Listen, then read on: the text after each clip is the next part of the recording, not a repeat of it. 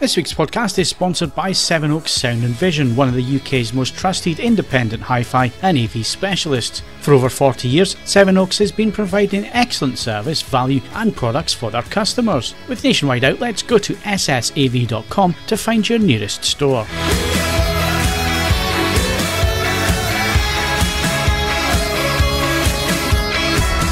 Hello and welcome to the AVForums podcast for Monday the 13th of November, and joining me on this edition, Assistant Editor Steve Withers. And now God bends to my will. News Editor Mark Hodgkinson. Well, here I am. And Audio Reviewer Ed Selley. Even you've got too old to die young, although not for lack of trying. We've lost a mark this week. It was too good to be true. Plus, this is episode 200 and we've done nothing to celebrate the fact that this is episode... Even though I told Steve 3 weeks ago to mark down that episode 200 was coming along and at least get some, party poppers and some streamers in and we could have a bit of a part. No, he hasn't done anything. Completely forget. I think the fact that 200 has come up, it just cements the fact that we're doomed to do this forever. Yeah. It's just a milestone. Well, I think what we determined a few weeks ago was that your son was born at the beginning of this run of the podcast and he's now 4-year-old. Yes, this is true. Well, that's frightening, isn't it? Yeah. Just a bit. Did anybody else go and get a haircut and come back with a drone this week? You're on your own there, I think. I think I'm on my own. I don't get my hair cut.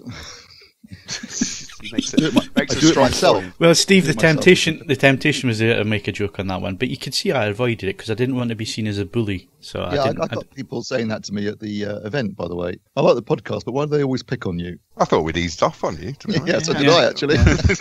Yeah. Well, I mean, the thing is, if they spend as much time as we do with you, they would realise that, and the question wouldn't get asked, would they? Yeah. They'd be asking why we weren't savage enough.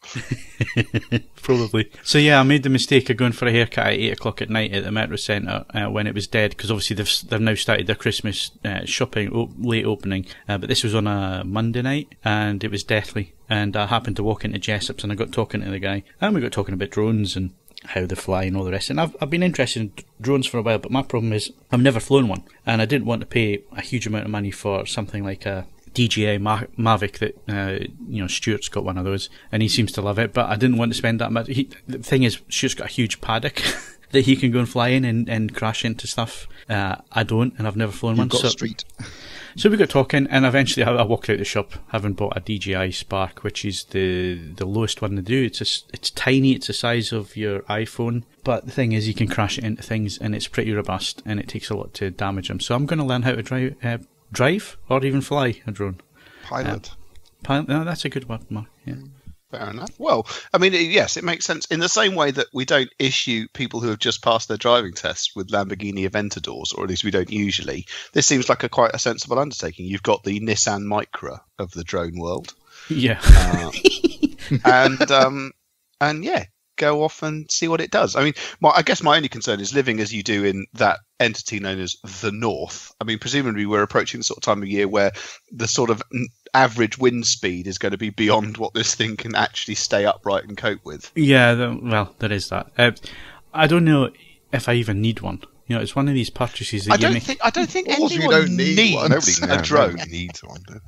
I meant that from, I didn't buy this for work, if you know what I mean. We do make videos, and I meant my photography and all the rest of it. I've never had a drone, don't really know if I need one. So at least with this one, you can give it a go, see what it's like, crash it a few times, learn how these things work, see what the quality's like. And if I get the bug, then I might move up the ladder a little bit. But it could be that by that point drones are all banned and you can't fly them anyway. Well, there is that. There is that distinct possibility that might happen. So yeah, it'll be interesting. I'll see what happens. So there is a lesson in this. Don't go for a haircut and then walk into Jessop's and buy a drone. That's what I call an impulse purchase. My hairdresser's is only next to a dry cleaners and a specialist South Asian food store. So, I mean, don't get me wrong, the South Asian food store's got some cracking impulse purchase items in it, but they generally cost me like £1 or £2. Yeah. So, I think that's a strong argument for the place, if I'm honest. Yeah. Although, saying that, I didn't pay a hell of a lot for the drone, so if it breaks, then I'm not going to cry over it. And the other thing what I really like, and the reason I really went for it, is the fact that it is about the size of an iPhone. So when you pull it out of a bag, people are not going to look at it as a professional device. So you could probably get away with flying it a little bit more in areas where if you pulled out a Mavic or an Inspire or whatever you call it, the big ones, people are going to be more like, well, it's a professional device. Whereas this, you can sneak it out. You can be a bit more sneaky with where you fly it, I think, and you might get better shots because of that. Plus, you can use it like the Force, Steve. Oh, yeah, that's quite cool. Let's be honest, though, when you say if it breaks, what you mean is if you catastrophically crash it. I have no doubt that is going to happen a number of times, which is why I bought the little one that I have. So if it breaks, it breaks. I don't care. I think I'm safe from these kind of impulse purchases because my barber's is a pair of clippers in the drawer in the bathroom. So yeah, but we all know that you waste your money on other things, Steve. Like, yeah, I'm certainly not going to waste it on a £10 haircut when I've got no hair. that's a given. Yeah, although I did go for the number one, so I did lose quite a bit. I think this time round, there's some strong evidence that it's all getting a bit thin at the front for me at the moment. So I think I will probably leave a bit more of it there the next time I have a haircut. Just throw it out. That's a slippery slope, Ed. You start moving towards a comb over if you start doing it's that. Not. I'm not going to. Never looks good.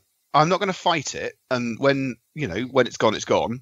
But suffice to say that if I did it now, if I went down to like a 4. It would just look weirdly patchy because otherwise I've still got gorilla levels of hair at the back of my head. So I've got a good advice for you here, Ed. Buy a Mustang and then buy all the tat that goes with it, like I have. So I've got about 7 or 8 baseball caps now. I will take that. I'll take that under advisement. The nice Fiesta baseball caps for you. A Ford one. I've got a Ford one. It looks nice. And the thing, the reason why I get a number one is I'm going bald right at the back, right at the top at the back. So wearing a baseball cap and having a really short hair, it works for me. It covers it up. People don't notice it. Whereas if I grow my hair, people notice it. You see. And you can't wear a baseball cap because when you take it off, your hair's pointing in all different directions. So that's why it's shaved.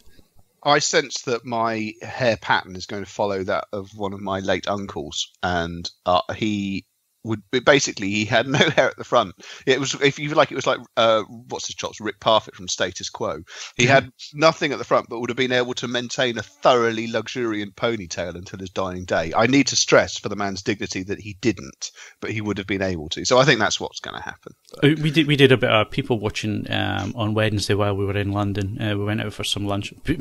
Excellent lunch, by the way. I thoroughly enjoyed that.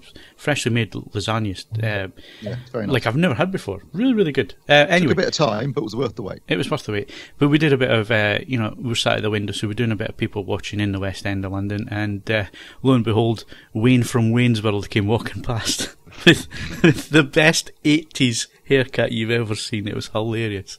Well, you see 80s haircuts that's very of the moment. I mean, there is a worrying trend to the unironic mullet at the moment. Oh, this was a mullet. It was a full-on mullet. Business at the front, party at the back. Yeah, absolutely. So, Mark, how's your hair? Terrible. It really needs a cut. Okay, so I started going bald. Sorry, I started going bald at the crown, which is really unfortunate because in a mirror you couldn't see it. So I didn't really know I was going bald initially. Is that your local? Quite a lot of the crown, the crown and anchor. No, I didn't know I was going bald initially, because I didn't really see that part of my head. And I had quite long hair. And I realised after a while when someone pointed it out to me, I looked like sort of Rasputin, the mad monk, with a sort of shaved bit on the top. He was quite tall, though. So don't worry. Thank you. He was also mad and Russian, so I'm not saying I look like him completely. I wouldn't mind going bald. I hate my hair. It just does its own thing. Whatever it does. I wish it all fall out. Save me the bother. I don't think this podcast could get much more middle-aged if we tried, really, could it? Oh, grumpy old man. Yeah, there you go. Start as you mean to go on. Yeah, but that's a great quote for the podcast, so thanks for that, Mark. Right, why don't you tell us what we can win? Can we win anything? You can, if you like. You could win a Dream Screen Smart Backlighting Kit. Start that again. You could win a Dream Screen Smart Backlighting Kit, which is like a DIY Ambilight. I bet you couldn't say that after a couple of drinks. No, I can barely say it now. Before. Yeah, he's only on his first tea. Yeah, exactly. And that one closes on the 13th of December. Is that a new one, an updated one to the one you reviewed, Steve? Do you know? Maybe not. Steve's falling asleep. He's getting to that age now where it just nods off. It just suddenly nods off. You got to give him a shake. I don't know where he's gone. Do you have sugar in your tea, Mark? Have you moved to sweeteners? No, giving up sugar. Yeah, good lad. Good lad. You need to do that. I don't normally, but if I find myself, it's quite rare these days because obviously I drink much less alcohol, but in the event of me waking up required to look after the boy and I'm somewhat hungover, I still have 2 sugars in my tea because it massively speeds my recovery. But otherwise, no, it's fine. So Steve's either gotten to the age where he's now fallen asleep or he has to go to the loo more often. It's one of them. Or in this particular case, feed the cat that was meowing at the door. Right, so you were asked a question, Steve. Oh, was I? What was that? Is this Dream Screen kit? Is this the same as the one you reviewed, or is it an updated one? Because the wording's a bit vague. I believe it's an updated one. It's definitely not the one I reviewed. No, not the exact one I reviewed at least, but I believe it's an updated one. It'd be interesting to see if they've added a neutral white bias light to it, because that's what I get from it. I think they have. So I think it's better than the one you Good. Okay, listen to my feedback. Yeah, so there you go. It makes an even better prize.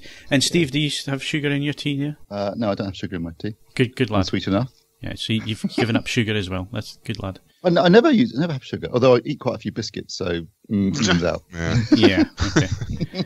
Yeah, biscuits are a killer once you're over 50. You do know that. Well, they may be, but probably not as much a killer as hard drinking, drugs, and cigarettes. So, it evens out. Digestive's the stealthy killer. A rich tea. No, the rich tea. Actually, rich tea's all right, isn't it? No, but it's not a biscuit because you can't dunk it, can you? Of course you can dunk a rich tea. You can't. That's all it's designed for. This obsession with dunking. The reactions of a cat to dunk that thing. Dissolve as soon as it gets nowhere near anything hot. A drink is too wet without one. One of the best advertising taglines ever, I think. Okay. Was there any previous competition winners, Mark? No. I can see which way this. For that. Yeah, I can see which way this. Start. Yeah, I can see which way this has gone. Right. Anyway, hardware news. So, like we've alluded to, myself and Steve were in London this week. I absolutely detest London. It's just too busy. There's too many people, and you go in the underground but I braved it for you, dear listener, to go down there because we were going to attend Philips OLED TV shootout. Now, Philips wanted to put this on in London. They wanted to get AVForums members along because they realise the AVForums community is full of video enthusiasts and people who love their TVs and people who I think it'd be fair to describe as early adopters when it comes to TVs and beta testers in the majority of cases, Steve, it seems like these days. Yes. I think the firmware update has kind of sullied the consumer electronics world in that it seems to be that the public do a lot of beta testing. But anyway, Philips wanted to hold this event. They wanted to get 4 OLED TVs together, the same size, around about the same screen size, the same price point, all on the same level as well. So the bezels were taken off and they were all put at the same height. So the screens were just one long line of screens. They were then covered over so you couldn't see which TV was which. Any identifying markers were removed or covered over. Then there was doors put at either side so you couldn't see the rear of the TVs, so anybody walking into the room again couldn't see what TV was what. And when they were changing clips, a curtain was draped in front of the TVs so nobody in the room could see when the TVs were swapping over, because different manufacturers have different ways of telling you the information on screen, and it would identify which screen was which. So it truly was a blind shootout. And I've got to say, it's the first time that I've seen all 4 of those screens together. So we had the Panasonic EZ952, we had the Sony A1, the Philips 9002, and the C7 from LG. So all current screens, all 2017 models, all had the same panel from LG Display. Yet the video processing on top of them is obviously from the manufacturer. So it was an ideal opportunity to get all 4 screens together, something that's never been done before in terms of a blind test as well, because as far as I'm aware, that shootouts that have happened prior to this one, it was possible to see what the manufacturer of the TV was. It was possible to see which. In fact, I think one of them even had a label under each TV telling you exactly what it was. The idea of making it blind was to take away the perception of bias, brand bias, which I think made it really, really interesting. the problem with doing that and with doing blind testing is that you then add in placebo effect, because people, especially in the calibrated modes, because people expect to see a difference. If you sit somebody down and you give them 4 screens and you say which is best, they're going to start looking for things, and that's where sometimes people will see something that isn't there, or they will look harder, so things tend to pop out a little bit. Because in calibrated mode, and all 4 were calibrated to the industry standard that we use for reviews, and what film directors and graders use in their facilities to check the material before it goes to disc and so on. We'd set the TVs up, they looked extremely similar. And for consumer TVs round about the £2,000 mark, I was really impressed with just how close they did look. There are slight differences because each manufacturer handles different things slightly differently. So in terms of colour, Panasonic used 3D lookup tables to get their colour. Sony, what does Sony call it again? It's triluminous, isn't it? Triluminous, yeah. But they don't have a CMS, so it's just a grayscale in a particular case of the same. Yeah. But it tends to be, and on this case again, it tends to be quite accurate out of the box. So, Steve, you calibrated the screens, and they were all under Delta E of 2 for the grayscale, weren't they? Yes, they were. In fact, I got most of them under 1. Again, with the color tracking, with the color accuracy, there were slight differences, not because the calibration doesn't work, but because each manufacturer's calibration controls apply slightly different. Like I just said, Sony doesn't have a CMS at all, so you can only do the grayscale, and you can get the errors below a certain level, but sometimes there are minor differences in terms of tracking at, say, 25, 50, and 75%, which is probably where people will see tiny differences.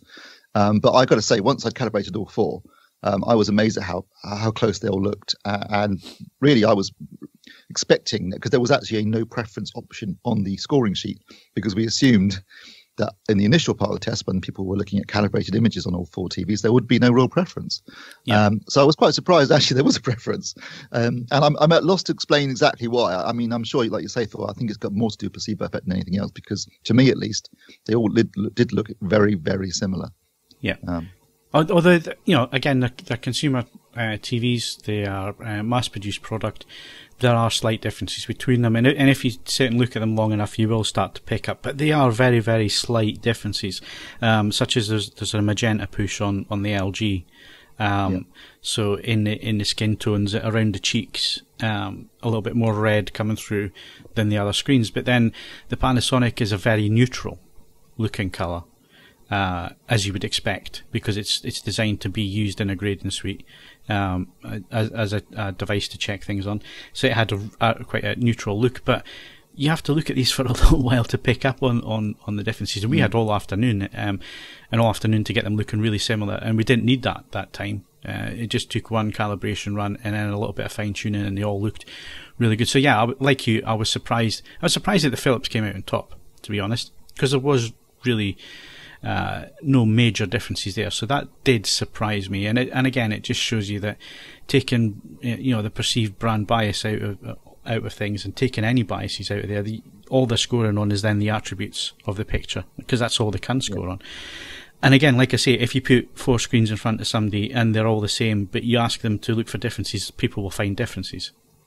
It's placebo effect, it's what works. But at the same time, I don't want to be down on people and say that they didn't see any differences, because there were differences there to be seen, however slight. So yeah, that was for me was what I took out of that. It was really, really interesting. I liked the fact it was blind. I would like to do something similar again in the future, because I think there's a lot to learn for us to learn, as well as AVForums members and so on. There's lots of positives to take away. The second part of the test was Philips' part of the test. So we endorsed the first part. We were happy with that. We calibrated all the sets. The second part, it was an uncalibrated test. Basically, the idea was that Philips put all the TVs in their shop mode, so the vivid mode. So how you see the TVs when you go into any of the major retailers like Currys and so on. There are other major retailers out there. So when you go in the shop, these are the modes that the TVs are set in. Now, the reason that Philips did that is because that normally means that the manufacturer has taken the decision that they're going to switch everything on in their picture processing, and they're going to make the screen stand out as much as possible in a crowded shop floor. So the idea there, what Philips were saying, is that in such a setting, our processing is the best, and this is why. And it was a clever way of doing it, but also confusing, because what wasn't being said was that you need to watch your TV in vivid mode. That was never suggested at all. And I think there's been a slight loss in translation in the thread that's accompanied the news story. That wasn't the case. People are not saying go and watch in vivid mode. The reason that section of the test was in vivid mode is that's what manufacturers choose to do with their TVs on the shop floor with everything turned on. And in that case, Philips could show you their processing and what they were doing with their processing. But again, it was a blind test, so you didn't know which one the Philips was.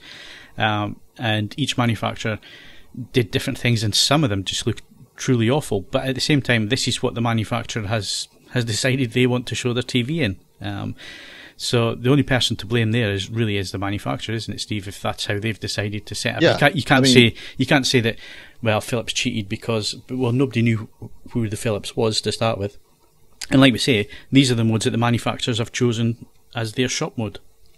Exactly. I mean, it's meant to be the one they use to advertise their TV in public. I mean, you could say certain manufacturers perhaps don't place as much emphasis on the vivid mode or dynamic mode and all the processing being applied. But interestingly, in the test, the second place TV was the Panasonic, which is the TV I always associate most with image accuracy. So clearly, I don't necessarily think that's a valid argument either. You say, Phil, it was basically they used the vivid mode as a shortcut, effectively, to get all the TVs in their max processing modes, so that they could show off the processing to the best, to its maximum ability. And as you say, no one knew which TV was which. So no one was ever suggesting that you should watch content, and particularly not movies, in vivid mode. But what it was trying to show, I think, was how far processing has come over the last few years. And in certain aspects, say with sport, for example, it can be a genuine benefit. Definitely with motion.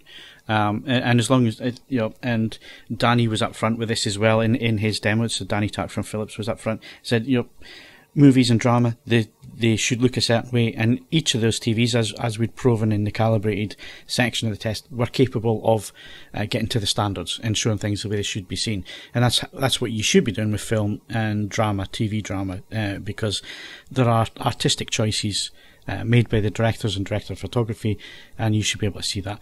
But yes, when it comes to video material, so news reports, sports events like the Olympics, like football, Premier League, all that kind of thing. Strictly Come Dancing. MasterChef. TV documentaries as well.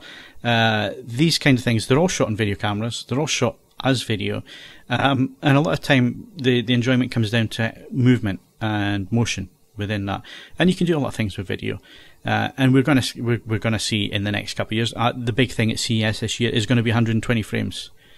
I have no doubt that that's going to be a big thing this year at CES.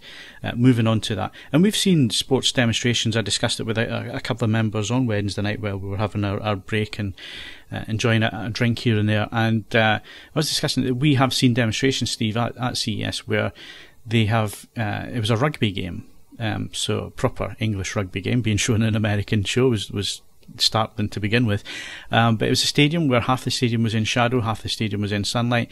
And normally on the TV, when they cover that, you'll have somebody sitting in the outside broadcast van with basically the iris control for the camera, and when they go into the dark area, they open up the iris and it blows out the bright area, so you can't see what's happening in the bright area, but you can see what's happening in the dark. And then vice versa, if it's in the bright area, they'll expose the camera for that on the fly, and it then crushes all the black, so you can't see what's happening in the dark areas. The benefits of HDR is that in that demo we could see everything that was happening on the pitch, whether it was in the shadow area or the bright area, and the motion was superb. It was like sitting in the stand watching that game, because the motion was absolutely bang on, and there wasn't any guessing going on. So when you use frame interpolation, basically the TV is guessing. And one of the demonstrations was a baseball being thrown from a pitcher to a catcher, and on the LG it was disappearing. Yeah, the ball was disappearing because what sort of ball was it? A white ball. It was a white baseball. Was it a slider or a fastball or? No, it was just slow, chucking it through the air very gently. Right. Yeah, it was a slow. It wasn't a pitch in the ball. He was throwing it to one of the fielders, So it wasn't like a fastball or anything like that. It was just thrown at at a nice soft pace. And all the other TVs did it, but the LG just disappeared because the TV's guessing what the frames should be in between the actual frames. Whereas when you see 120 frames per second done properly, it does look really nice. But the effect is that if you do that with film, as we've seen with certainly The Hobbit at 48 frames and the other one, Billy Lynn, which was shot at 60 frames. It was 120 frames a second, but it's 60 frames on the 60 disc. frames on the disc, yeah. And as you can see, it doesn't quite work. The thing that I took with The Hobbit when I saw it 48 frames per second was it was like a stage show, and it took you out of the experience. It was like watching a play on a stage, because the motion was strange and it didn't quite look right and all the rest of it. So there's lots to do with processing. The other thing is noise reduction and so on. So we were watching some clips from Friends, which looked particularly noisy. It was in HD, obviously, but filmed on the first generation of digital HD cameras. So there was a lot of. Was it, or was it shot on 35mm? I thought it was digital cameras. This is the 1990s. I think it was shot on 35. Was it? No, you see, I thought it was I thought it was the original Sony cameras. For some reason, that's sticking in my mind. We will fact check that. We'll fact check that. But it was being shown in HD. Yeah. So it's been shown in HD, but there was noise there, and it wasn't grain. I don't think it was grain. It was actual noise, which is why I think it was the original Sony HD cameras that it was shot on.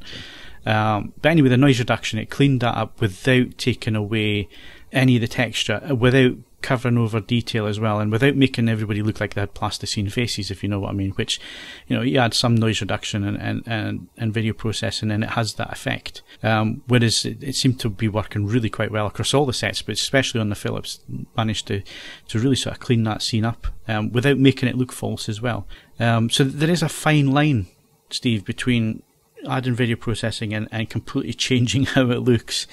And like everybody's got plasticine faces because you've removed all the detail from the faces, and to doing it subtly enough to clean the image up, but preserving the detail that's there without adding artifacts and all the rest of it. And there was lots of artifacts being added in on each of the screens, but again, this is where the Philips looked really quite clean. So in terms of their demo, in terms of them getting across what their processing was doing, the second half of the evening certainly did that. And it was interesting to see where video processing is coming, because we always say switch it off, and for film and drama, we do. Absolutely. But there are places to use it, and I think it's an interesting thing to generate some debate. So what's your thoughts, Mark?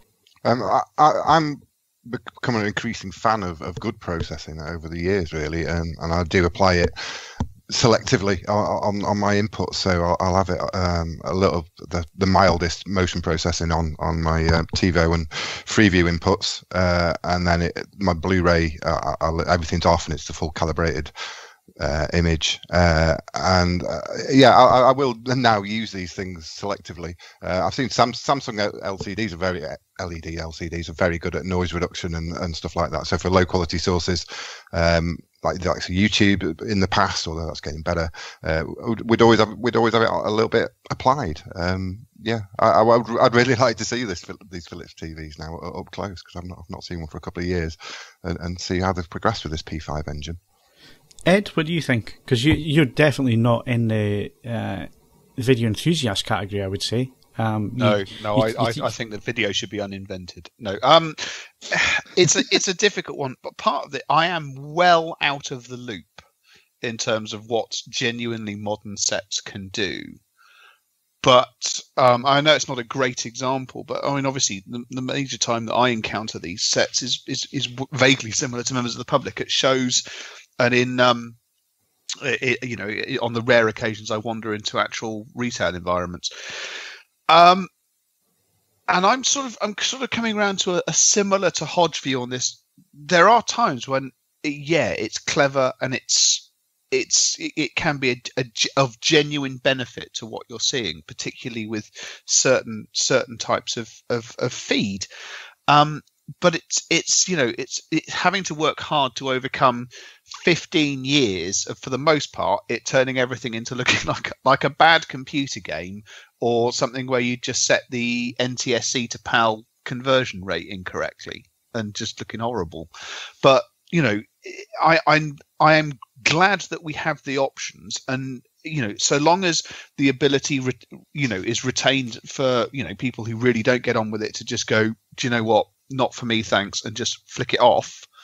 That's fine. I don't see the issue on it. One of the big plus points for me on the evening in general was the fact that manufacturers have taken on board what we've been banging on about for the last 17 years on AVForums, and that is that we wanted TVs that showed the content the way it should be shown in terms of film and drama. And what that highlighted to me on Wednesday night when we were calibrating the TVs is that we really are there now. Manufacturers have listened to what we've asked for. They've taken the feedback, and it was not just us as AVForums. Lots of video enthusiasts across the world have been asking the same things. We've given presentations to companies. We've gone along and shown them what we'd like and what the modes should be and what the competitors are doing and so on, to try and push them in that direction. And it's worked. I mean, we did that back in 2009, 2010, and I've continued to do that through feedback on our reviews and so on. And what that just firmed up for me is that we're at that point now where all those TVs can do it properly and look absolutely stunning when they do it. And now probably is the time that we start opening our mind and opening up the discussion towards where do we go next. Because 8K is going to come around, and it will come around because the Japanese Olympics will make sure that comes around, because NHK are going to do it in 8K. That's only 3 years away, 2 years away. 2020, isn't it? Yeah. So, that's not too far away. So that's going to happen. Streaming, one section of the test was streaming content, and not one person complained about it, which I found really interesting as well. Not one person complained about the picture quality. I was going to say that one of the things I should point out, because like you've already said, we were involved in the blind setup of the TVs and also calibrating them for the initial part of the test. We also had input in terms of the content they used in the test. So it wasn't that they were picking content they knew were definitely going to make their TV look better, because it was a very broad set of content, like you say, Phil. There was 3 things from Netflix. So there was Friends, there was a clip from The Blacklist and in 4K, and a clip from Breaking Bad in 4K. There was a couple of things at the beginning, a still image that was provided by Philips. There was a shot, there was a brief filmed segment that they'd actually had specially made, and Danny actually talked about that and said it was specially shot for him at 24p, but with a very what's it called when they have the shutter speed, very very fast shutter speed, so that each image is a very sharp image. Each frame is a very sharp image, rather than having a longer shutter speed where they get more blur, which is what they would normally do in a film in order to avoid things like judder. So this footage was designed to really highlight judder in any TV. And also they had some bits from a couple of clips, from one from Passengers and one from Planet Earth 2 on Ultra HD Blu-ray, and ironically an HDR clip from LG. So I think it was a very fair group of set of of content that covered all different aspects of image quality without biasing any particular brand at all. What I found since the move to Ultra HD, really, since that's become widespread, is that flaws get shown up more easily, particularly with motion, so that there's more pixels for content to move across, and if there are any issues with it, it's easier to spot, which is probably what the point I've started using processing a bit more, to be honest. Same with noise as well. There's more pixels, there's more noise to show up. At the end of the day, though, what I came away with thinking was, there were 4 TVs there. I should just point out the 4 TVs were the Sony A1, the Panasonic EZ952, the Philips 9002, and the LG C7.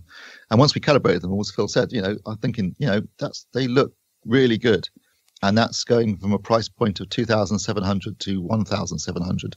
So at the end of the day, it's going to come, when you're thinking about buying an OLED TV, it comes down to price and personal preference, because they all look good. So it was eye-opening. It was really worthwhile doing, and thanks to Philips for putting that together, because it was the first time I've seen all 4 TVs lined up. I mean, obviously we do comparison stuff. We have our reference points when we do reviews. Certainly Steve has the LG B7 is his current reference point that all the TVs go up against, and they are used together, because Steve uses the same splitter, ironically, as we were using on Wednesday night. So yeah, we do that testing in the reviews, but we've never had the opportunity to have 4 screens all set up at the same height, which is important, same screen size, and again, it was done blind. I thought it was superb the way it's put together. It really then came down to the picture attributes that people were looking at, and it focused the mind definitely on that, and it was a good way of doing it. I'm really happy with the results. So if you have any questions that you want to ask Danny Tack from Philips, he is going to pop on the podcast in a couple of weeks, and we're going to put questions to him. So now that we've done this event, now that the results are in, now that the threads are up on the forums, and there are other threads up there that you can look at, there are the Philips promoted threads in the Philips forum and in the OLED forum, talking about the P5 processing and so on. If you've got any questions, if you didn't make it along on the evening, but you wanted to be there and you have questions, then put them into this podcast thread in the podcast forum.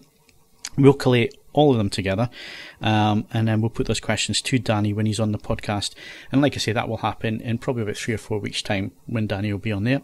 We'll answer as many of these, or we will ask as many of those questions as we can, and hopefully we'll get the answers. And I think we will get the answers, because one thing I have learned about Danny Tack is he's very honest, very open, and I guess these probably a bit too much sometimes. He yeah, does have a habit of blabbing things that are meant to be secret.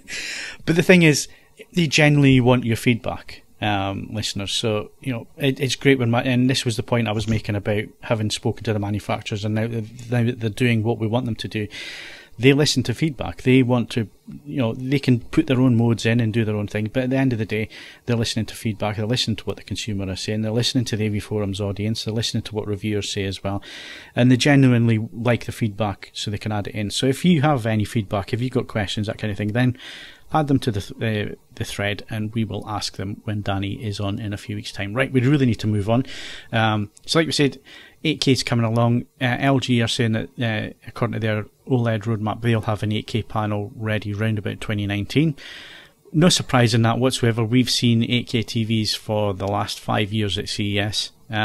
And it is the last 5 years, because Toshiba were the first to show an 8K TV back in the day. So 8K has been coming for a long time. The problem is going to be content as it is with 4K at the minute, and films being finished with 2K DIs and all the rest of it. You're going to use a new disc system. As you can see, this is, and I mentioned it at the event as well, this is for manufacturers to basically keep the market going and keep selling TVs, because what they're not going to do is reach a point and then not progress it any further. So 8K is coming. It's as simple as that. Yeah, it's coming on TVs, but I think content-wise, we're looking at least a decade, aren't we? Absolutely, at least a decade, because I think the highest resolution there are 8K cameras out there, but I think the highest resolution camera being used in Hollywood at the minute is 6K. 6.5K, yeah.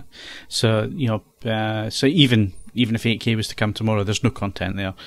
So yeah, that's definitely, it's a decade away at the minute, I think, but it's going to be interesting, because 2020 is Japanese Olympics, and it's always the big sporting events like the World Cup or the Olympics that spur new technology on. It's how we've seen 4K, it's how we've seen HD. It develops, it goes in cycles. We're just hitting another cycle. So in 10 years' time, we'll be talking about picture processing on 8K TVs, shooting at 240 frames per second, and in 3D. Yeah, that's probably actually it'll be 2030. We'll be looking at 3D again, I think. I guarantee it. Thank God. Every 30 years. I'll be retired by then, hopefully. Right. I was just going to say, you've already made the point, and we've got plenty to look forward to, because I think 4K at 120 or 100 frames a second and HDR is going to look absolutely stunning. And particularly with things like sport, it's going to be a game changer, no pun intended, when it comes to sports broadcasting. Yeah, and it is going to come, because they're already been running experiments for a number of years now. Certainly there's lots of American football games covered in that way, and being shot that way at the minute, and because that's certainly what we've been seeing, a lot of demonstrations of that technology at trade events. So it's going to come along. It's going to be the next big thing, and it's going to make a big improvement to sports, especially those days where half the stadium's in shadow and half the stadium's in sunlight.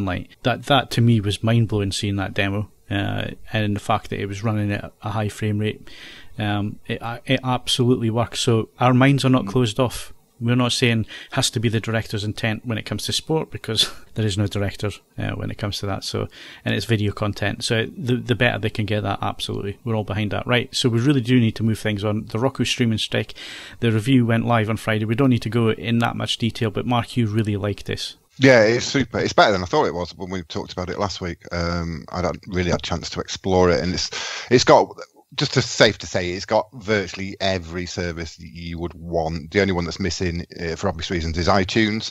But other than that, it's got all the major services.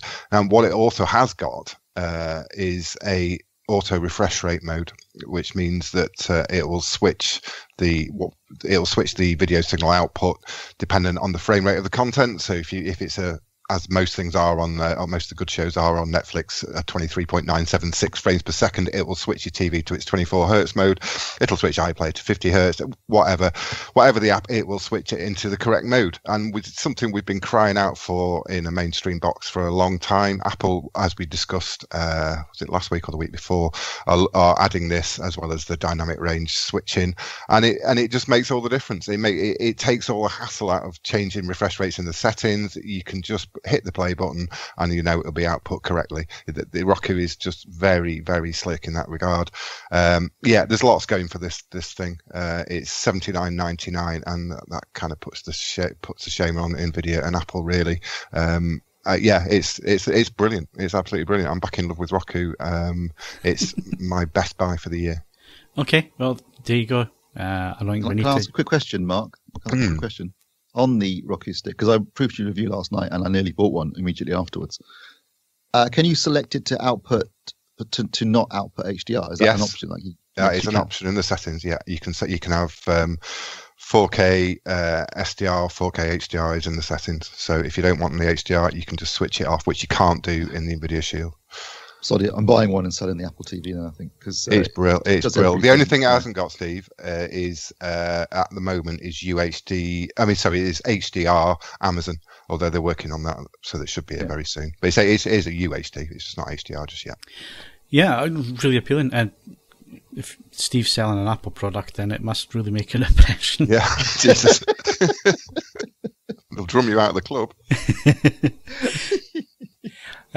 Now, interesting, because at the moment I'm running an Oppo and the Samsung UHD Blu-ray players in the cinema room, and the only reason I'm running the Samsung in there is because it does the auto refresh and everything but it hasn't got Now TV and so on. So yeah, that makes sense. I could replace the Samsung in the cinema room with that and have all the streaming services there, auto refresh and so on, which makes a big difference on the projector.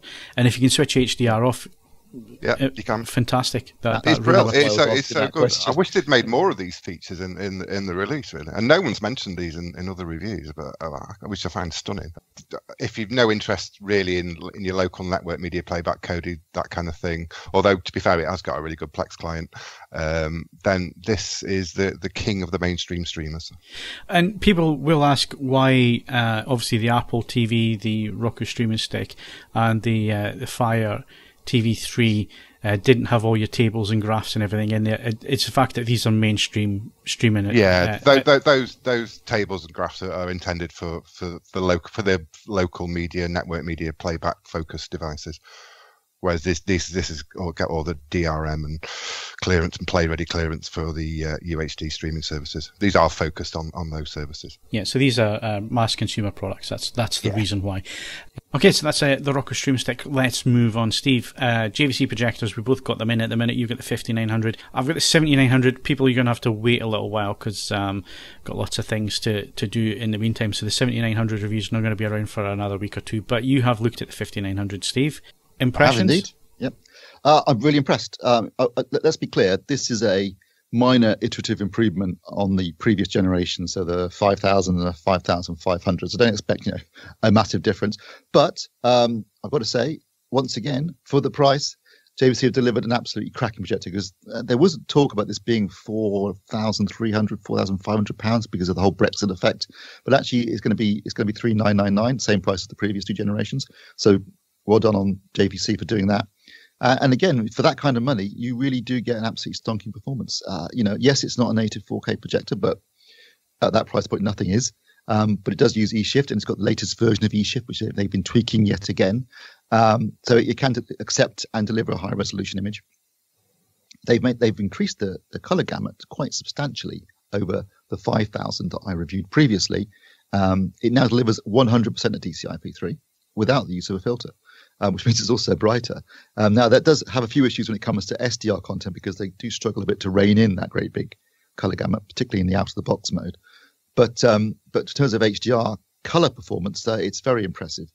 Of course, it's a projector, so when it comes to brightness, although it is quite a bright projector, 1800 lumens, and that's it with the bulb in high mode and brand new and the virus wide open. But it is a bright projector. Obviously, that does mean that the black floor is raised a bit, but it still delivers very good blacks, particularly with SDR content, of course. And it's not, I don't think any projector is ideal for HDR content just because of the nature of projection. But it definitely delivers an improved performance in HDR compared to the previous generation of JVC projectors, but I don't think it's quite as good as, say, the Sonys in that sense. I had to fiddle around with it quite a bit. I think you had the same problem, just trying to get, it was a bit dim, particularly when I was watching things like Stranger Things in HDR. There was a bit of fiddling going around with these settings to try and get a brighter image. So I don't think it's necessarily the greatest HDR projector, but I do think it delivers an absolutely cracking SDR performance. It has loads of great features, of course, things like lens memory. It doesn't have a motorized lens cover, but they have to cut corners somewhere. But it's got lens memory, it's got pixel adjust, you've got all the calibration controls, and calibrated it can deliver a very accurate image. And overall, it's just another great projector from JVC. Yes, it's not a massive shift on from the previous generation; it's a minor iteration, but it delivers a great picture. It can handle HDR. It's got a very wide color gamut for HDR. And it's got lots of great features, and you get a choice of black or white, and it's very well made, and I loved it. It's still a great projector. Okay, so that's the JVC 5900. The review will be up by the time you listen to the podcast, so go and read the review if you're interested. And like I say, X7900 review will be coming along in a couple of weeks. I have been looking at that, and I've yet to calibrate it, Steve, but I really quite like the out-of-the-box mode. I really quite like the out-of-the-box modes at the minute, so it's looking really quite good from that point of view. So I'll get the meter on it over the weekend and start to have a look at things. The only thing is, like you say, HDR could be a little bit better, but again, it's a projector. None of the projectors do a very good HDR. I was going to say projection's not really for HDR, and I think I'd be right in saying that. I think it's good because it's a reflective image. It's always going to struggle. Yeah, definitely. And I think, if you're talking about projection, I would definitely recommend either using a player that can strip the metadata or getting an HD Fury that can do that for you, and watching an image that's 4K, Rec 2020, 10-bit and SDR, because then you're getting most of the benefits, but you can then calibrate the brightness and the grayscale to an SDR standard and get a much more watchable image than you will with HDR. Because you've got to start doing things like putting the lamp in high power mode to really get the brightness out of it, and that makes it noisier. Plus, also, I don't know about if you've noticed this, but because it auto detects HDR, you put a disc on and it goes into HDR mode, then out of HDR mode, then back into HDR mode as it goes through menus and everything to get to the actual film, which is really annoying, particularly when you consider how slow the JVC is sometimes when it comes to HDMI handshaking. Yeah, and it still hasn't improved, people. It's quicker than the X700. 1000 that I use here as a reference point at the minute, but it's still slow when it comes to a little bit faster, and it does default now when you get it out of the box. It defaults to the low latency mode on, which they recommend you leave on because it's meant to slightly help on that fact. Yeah. So I did, and it did a little bit. It was a little bit faster, but it's still a pretty slow handshaker. Yeah. Okay. So Steve's going to go and blow his nose, and we're going to come back with movie news.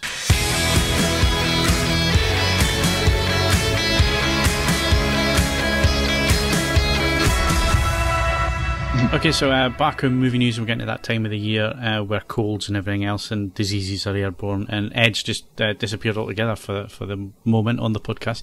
He seems to be having some issues with a virus on his computer, so viruses everywhere at the minute, and it didn't help Steve being in London, but Steve's a bit of a drama queen. I mean, I was in the same city as him and I've come back perfectly fine, but then we're built as stronger things up in the north. We're used. I mean, the other thing was I was walking around in a short sleeve shirt, and everybody in that room at the event had their coats on, scarves on, gloves on. And they were saying, "Are you not cold?" And I was like, "No, I'm perfectly all right, thanks." Even Steve was wearing knitwear. That's how bad it was. I was only wearing a jumper because you called me scruffy last time. I thought you didn't take things to heart that was said in jest. So anyway, colds aside, did we go to the cinema? No, we didn't. And that's really because there's not anything decent at the cinema at the minute. Which I will qualify that I would term as decent at the cinema at the minute. And things that I do want to see, I'm finding it really quite frustrating. I think it's because I'm going to the Metro Centre Odeon, which is full of commercial tat and not showing any of the stuff like The Death of Stalin and stuff that I would maybe have used the Limitless card to go and see. Yeah, that is sometimes an issue when you're talking about a large metropolitan, multiplex near you, isn't it? I'm going to go at the weekend to see Paddington 2 because I quite fancy that. I think that'll be fun. It's got a great cast. I'm looking forward to that. But it only opens today, the day of recording. But we know what your movie preferences are, Steve. We see what you buy. Yeah, absolutely. So I'm not surprised in any way that you're actually going to go and see that. Right, but what's opening this Friday as the podcast goes out? I think another reason why there haven't been any big releases of late, Phil, is because of what's opening on Friday. So we got Justice League, which is the big DC movie for this year. Obviously, we had Wonder Woman earlier in the year that did extremely well, both critically and commercially. We got Justice League now, which has been set up by both Wonder Woman and Batman vs Superman, Dawn of Justice, which is bringing everyone together. Now we've got the actual Justice League film, which includes Batman, Superman, and Wonder Woman, and Cyborg, and the Flash, and also Aquaman. A lot of these characters, by the way, getting their very first. Yeah, one word review there. A lot of these characters are getting their very first appearance on the big screen, so that'll be interesting. And also, although it was directed by Zack Snyder, he very sadly had to move away from the film because his daughter committed suicide earlier in the year. So Joss Whedon has taken over and done some rewrites and reshoots. So, based upon the trailers I've seen, I'm expecting a much lighter film than the previous DC films have been, particularly Man of Steel and Batman vs Superman, which were very dark and grim, and this is going to have a lighter tone, I think, because of Joss Whedon, much more humour in it, and more like the comic books. But I'm looking forward to it. It looks good in the trailers, and it's not 3 hours long, which is also a plus point. I'm going to go and see it just because I need to use my card this month. I'll probably need to see it twice just so it pays for itself. Is there anything else coming up at the cinema before the end of the month other than this comic book rubbish? Not really, no. It's not. Basically, I was putting in all the films that are coming up over the next 2 months to between now and the end of the year, for to plan out who does what review. And I was thinking, there's not much coming out. What's going on? And then I suddenly realised why, because it got to the 14th of December. It's like The Last Jedi. Okay, everyone's avoiding this part of the year because you don't want to open your film up before Last Jedi and then get murdered at the box office. So after Justice League, it's pretty quiet for the next 3 weeks until Star Wars arrives. Right. Okay. Of course. On the plus side, Sky's Christmas Movies channel has lurched into life. So I saw the advert for that last night. At least 4 minutes of quality to be found there. Yeah. So. Well, they tried to do the whole, John Lewis Christmas advert type style thing for their channel across the generations and so on. It was tripe. Absolutely. At least John Lewis, when they did it was their first sort of Christmas advert thing. It was genuinely quite moving. The whole generations thing that they did. Well, Sky tried to do it with it, and it was just. Obviously, I'm enjoying the Marks and Spencer's profanity-laced bear advert as well. That's great. What's that? Well, the Marks and Spencer's, they've got a Paddington spin-off. This is all over the news. It would appear, well, you can't really, without seeing it sort of spoils it. But at the end of the advert, the burglar, and there is a burglar, is supposed to say, "Thank you, little bear." This isn't exactly what it sounds like in the actual advert itself. Oh, that'll be on YouTube. We're going to have a look. I know what I'm doing straight after this podcast. Yeah. So, and I think they've got a point. I won't lie. As I say, I think that this one this is trying too hard. I think the next big thing is going to be someone will get a Christmas advert, which has clearly cost £6.50 to make, but it'll hit the right emotional buttons. And eat too much, drink too much, buy loads of tap. Thank you very much. Yeah, I take it this is the M&S Christmas TV ad 2017, yeah? Yes. Presents Paddington, right? I'm just going to have a quick listen. It's near the end. Jar of marmalade. So, yeah. Little bear. Yeah, okay. Yeah, I see your point there, Ed. It does indeed. Right, so, where were we? Yes, Blu-ray releases this week, Steve. Got some interesting stuff this week. We've got Baby Driver coming out on Blu-ray and Ultra HD Blu-ray. Great movie. It sounds great. It looks great. The soundtrack is absolutely stunning. I didn't even realise the same time I saw it just how they actually timed the gunshots. Yeah, everything's choreographed to the music. It's incredible. Yeah, it's fantastic. Absolutely fantastic. It's one of my films of the year, absolutely. And Star Wars could be absolutely brilliant, but Baby Driver's still up there there for me this year. And it's not because of the cars or anything else. Like you say, the action's brilliant. It's well paced. It's all choreographed to the music. And I love his films anyway. You know, I think he's one of the most underrated directors out there. Also coming out this week on Blu-ray and 3D Blu-ray in the UK is Cars 3. Interestingly, doesn't appear to be getting an Ultra HD Blu-ray release in this country, which is similar to Pirates of the Caribbean. It is getting an Ultra HD Blu-ray release in the States. So if you're an Ultra HD Blu-ray fan, you're going to have to import it. But I should imagine it will look absolutely stunning. I mean, you know, the animation and the soundtrack alone will be worth it. And apparently this is better than Cars 2, which was abysmal. So that's out. Also out this week, obviously to time with the seasonal period, we got Office Christmas Party. So last year when it was reviewed, the reviewers said they thought it was very entertaining, more than they expected it to be.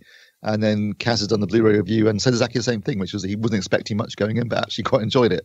So might be worth checking out if you want to enjoy a Christmas party, but actually physically going to one. And also we've got Preacher Season 2 on Blu-ray as well, which I have seen on Amazon and really enjoyed. So if you're a fan of Preacher, definitely worth checking out. Okay, so that's a Blu-ray release. He's Ultra HD Blu-ray, Steve? Yeah, as I've just mentioned, Baby Driver's out this week. Inception has been announced for late December, so that ties in with Dunkirk and the Batman movies and also Interstellar. If you're a Nolan fan, I'm going to suggest you hang on. Unless you absolutely desperately need to go and buy these discs. I think you should hang on, because I have a funny feeling I know it's in our territories that there is this box set coming, the Nolan box set. Yeah, but it might be expensive. I don't know, but that's a cheaper way of buying it, though. Well, what I'm saying is, if you want all these films and you're going to go and splurge the cash on them, I would actually hang on and wait to January, unless you're absolutely desperate, because I think this box set is coming along. And if you're going to spend that type of money anyway, and you want all the films together, that'd be a better way of doing it, I would have thought. It depends on how they price it and whether they do that annoying thing of having something extra in the box set you can't get any other way and then fleece you. That's what they normally do.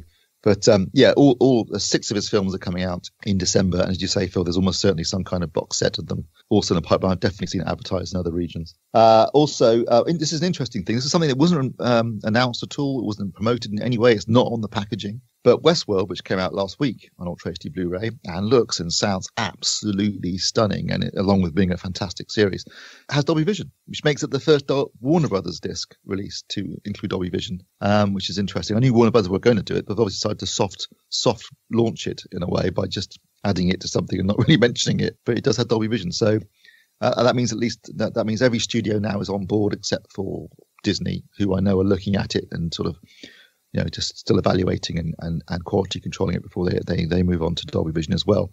Obviously, that does leave 20th Century Fox as the one standout studio at the moment, but that is an interesting little thing. So Warner Brothers have added it to Westworld, although they didn't promote it. So HDR10 Plus, at this moment in time, looking at all the studios moving, it's a bit of a non-starter. In terms of content, it's a complete non-starter. The only streaming service that so far has shown any interest in using it has been Amazon, although I don't think they are yet. In terms of disc, it's not even part of the Blu-ray specs, Ultra HD Blu-ray specs, so they'd have to add it first before they can do anything about it. But all the studios, except for Fox, are already supporting Dolby Vision. Obviously, Apple support Dolby Vision on iTunes, and Netflix and Amazon use it for streaming. So, you know, looking at it content-wise, Dolby Vision is a hand-down winner at the moment. Yeah, it's going to be I think this is going to be one of the big stories for It's either going to be one of the big stories for CS, or it's going to be a complete nobody talking about it. It's going to go one or two ways, isn't it? Really, HDR10. Yeah, because the manufacturers are basically half and half now, aren't they? You've got Samsung, Hisense, Panasonic, Philips, TCL on one side, HDR10 Plus. On the other side, you've got LG, Sony, Toshiba, Lerva, Bang & Olufsen, and Philips, which is Funai in the States, who are supporting it, and Vizio as well. So it's about half and half at the moment in terms of support. Yeah, it's going to be interesting to see what happens at CES with that one. It's like I say, they're either going to really promote the hell out of it, get the BDA to apply it to the specs and so on, or it's going to be a non-starter. And at the minute, they really have an uphill struggle with this one. So the manufacturers may be supporting it, but it's going to go nowhere if there's no content. So we'll keep an eye on that one. Talking about Disney, they are in talks with Fox to buy the film division. This is part of a bigger story that's ongoing at the minute, because obviously Fox, obviously Rupert Murdoch's company, trying to buy Sky in the UK. They've been trying to do this for, I think it's about 6 years. they've been trying to do this, and they're trying to get through the competition commission and so on, and there's lots of politics behind it, which we're not going to go into, but just this week they said they would get rid of Sky News if it helped. Push it through, and then you've got them selling off their film division, which looks like they're trying to raise the funds basically to move elsewhere so they can acquire Sky. This is what looks like is going on. I can't think of any other reason other than the fact that Fox doesn't have much on its slate at the minute in terms of franchises, in terms of big movies to release. It looks like they're trying to offload it onto Disney, which would be great because it opens up a few things for Lucasfilm and Marvel on the back of that. Yeah, I mean, it looks like obviously Fox are trying to divest some of their interest in order to be not accused of being a monopoly, which is what the government's main reason for blocking them is at the moment. They clearly see there's more financial gain for them in terms of TV and in streaming. The film division hasn't been that successful, and what it has got basically is Marvel, X-Men, and I was going to say Fantastic Four, but that film bombed. But the X-Men franchise has been making money for them. They've obviously got the Avatar sequels in the pipeline, but they don't have a great deal. And I think, they've decided maybe just ditch the movie division and use that money, as you say, Phil, to buy a controlling stake in Sky. But I don't really care what they do with Sky. I couldn't give a monkeys. But them selling the film division to Disney, I think, is great news. Great news for us, because the reason it's good news is because Fox own Star Wars. Lucasfilm do not own Star Wars. Fox owns Star Wars, and Fox have got the distribution rights of the original 6 films until May 2019, which is why we haven't seen a theatrical re-release for the 40th anniversary of Star Wars this year. If they sell the division to Disney, then Disney obviously can bring Star Wars and the distribution rights back under their control and under Lucasfilm, which I think is going to be great news for fans. And also, as we just mentioned, that means Marvel get X-Men and Fantastic Four back, and then they can incorporate those into the cinematic universe, which again I think would be a great deal, because Fox clearly haven't got a clue what they're doing with the Marvel stuff, particularly when it came to Fantastic Four. Whereas, as Sony discovered when they got into bed with them for the Spider-Man movie, let Marvel do Spider-Man movie. They do a bloody good film, and it does really, really well, both critically and commercially. So I think overall, if Disney can agree a price with Fox to buy their film division, I think it ultimately will be great news for, yes, it makes Disney incredibly powerful, but they already are. But I think ultimately it'll be great news for us. The thing with Disney is that what they don't tend to do is they don't tend to influence the film companies that they have. So Marvel and Lucasfilm tend to stand on their own to a certain extent, which is a good thing and a healthy thing as well. No, I like the way that they run their divisions. The fact they have Lucasfilm, Marvel, and Pixar under their banner, but still let them operate as separate studios. I think it's worked really well for them, hasn't it? I mean, no one can say they haven't been making really good money on those 3 different franchises. So I think their approach has been very sensible. And like I say, the idea of these various properties being under the correct studio, if you know what I mean, as in Star Wars under Lucasfilm, Marvel under Marvel, I think in the long run is good news for fans, because I think they'll get better content, they'll get more interesting content, and we might finally get to see Star Wars released in some form as it was originally meant to be seen. You never know, but or at least getting a 4K release would be nice, or a cinema re-release would be even better. We know they've done 4K remasters of all this stuff, but obviously with distribution being tied up with Fox for another 2 years, it's been tricky. But I think it's great news, and I really hope the deal goes through. Well, there you go. I for one, I mean, you can tell from the tone of my voice, I just can't stress how excited I am about this. Well, unfortunately for you, Ed, we're not finished on Star Wars. I know. There's the premise of it now polluting the rest of my life as best as I can work out. So, and it's not so much that the news is bad. It's just the inevitable, it's too commercialized. I think they've lost the edge of risk. Oh, but I'm going to watch it twice on the same day for the next 15 years. I look forward to podcast 1000, and we can compare how little hair we all have. And, Phil by that stage will have bought a drone which is 18 feet long and can launch, air-to-surface weaponry. And we'll still be in exactly the same place with regards to Star Wars as we are now. Ed, you're such a nasty person when you're not on your meds or have, meths. Well, no, this is true. But tell me I'm lying. Tell me I'm wrong. Well, no, I think the recent Star Wars news, and this is breaking news because it was only announced last night and we're recording this on Friday morning, is that Lucasfilm have commissioned Rian Johnson to create entirely new Star Wars trilogy. Nothing to do with the Skywalker saga, so set in a different part of the galaxy and completely new, which I think is great news because that's what we've been asking for, haven't we, on podcasts for the last few weeks. Yeah, but this is what they said about the standout films, and what it'll be about Jabba the Hutt. All I can say is clearly they absolutely love what he's done on The Last Jedi. They're giving him all this, The problem control. is, the problem is they've made this announcement before the film has even hit the cinemas, and it might not go down well. So Maybe not, but they clearly feel it will. There's a lot of love, isn't there, around Lucasfilm for Rian Johnson at the moment, probably because he's the one director that seems to have been able to adapt to the working environment and still deliver the goods as opposed to everyone else that they've sacked. You mean he's a yes man, Steve? He's the one who hasn't been sacked, yeah. No, I mean, as I've said on numerous podcasts, I think Rian Johnson is a talented writer and filmmaker, and I think this is a potentially an interesting idea, particularly if he actually does get a chance to do what they're saying here, which is to do something completely new, something that isn't connected with what we've seen before, that isn't going to be involved with Jabba the Hutt or Boba Fett or or Yoda or Bubba Fett. Young Obi. Bubba Fett. Who the hell's Bubba Fett? Is he the ruthless bounty hunter from Kentucky? Yeah, he's into prawns. With his interstellar Dodge Durango. Sorry, Boba Fett. He's a made-up name, Well, you're the people that get very worked up about these things. I'm only getting in on the action. I think it could be very interesting. But let's, as you say, Phil, let's see what The Last Jedi is like first, shall we? Yeah, let's not get too far ahead of ourselves. And the other thing is, they can say what they like at this moment in time. They don't have to come up with any details. It'll be interesting to see once this trilogy's out of the way, and he's had it, because obviously once he's finished the Last Jedi, he can start working on this new trilogy. But let's see what happens with the Han Solo movie. And how that goes down, and what's is there going to be a Kenobi movie as a standalone? Let's see where things are going, because it could be, and hopefully, the way that the fans have been discussing this, the way that things are being discussed in groups that are interested in it, hopefully that is feeding back to Kathleen Kennedy. Hopefully she's now seeing that actually we need to, now that we've made our money, and it's Disney's investment's been paid back, they can start taking risks with things.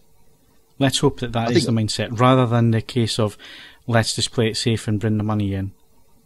Yeah, I think she might have been emboldened by the success of Thor Ragnarok as well, which has already made $500 million worldwide. And then that's the case of Marvel letting a guy, the director, make a film in his style, but it's still been critically and commercially successful. So I think maybe they have a bit more courage in terms of picking interesting filmmakers and letting them actually do something interesting with the property. So maybe that's what they're trying to do now with Rian Johnson. Obviously, a guy that he's proved he can work with them, can operate within their restrictions but still deliver a quality product, then maybe that would be a good thing. Maybe they should get George Lucas back. Yeah. Do all the dialogue, definitely. Move over Aaron Sorkin. No one does dialogue like George Lucas. Obviously, I know you haven't been keeping up to date with it, Ed, but it's quite interesting, and I dip in now and again just to see what the general consensus is among the hardcore fans now and again, to see what they're commenting on, what they're complaining about this week or not. And I've been really surprised with how much love there is now for George Lucas. It's almost like the Stockholm syndrome a little bit. It's like, yeah, you always want what you can't have, don't you? Yeah, that's it. But it seems to be a recurring theme at the minute is, what if George Lucas was involved with this? Would it be any better than? Cause it's always interesting to see what the hardcore fans are really talking about, because some of them are just way, way off in another galaxy, far, far away. Well, that's all good, but just I don't know. The thing is, when you're busy buying Fox and stuff like that, I think the idea of them paying it off is, yes, Star Wars might well as a franchise wipe its own face, but there'll always be some other gigantic turkey to pay off or insure against. So I think it's I think it is unwise to believe there'll be a sudden loosening of the shackles. This is, if you like, this is the steady earner. What you might, that if you want to be optimistic, what this might allow for is for riskier, edgier things to be done elsewhere. but this is the franchise that has to make money. Well, if you look at where Star Trek are going with Discovery, and we haven't discussed it for a while, we're well into the season now. The F-bomb got dropped in Star Trek. When's that ever happened? I don't know, but I mean, the idea, I find it a more reassuring future where I can swear my arse off. Yeah, exactly. As long as, I mean, if we can also move away from skin-tight clothing, which, let's face it, would not be terribly flattering to any of us here. It's a utopian vision of the future that I can altogether more happily get behind. It's like that's the Starfleet I want to see. I don't want to see this, but I want to see the offices where the people like us are dressed in skin-tight. I want to see the realistic Star Trek. God damn it.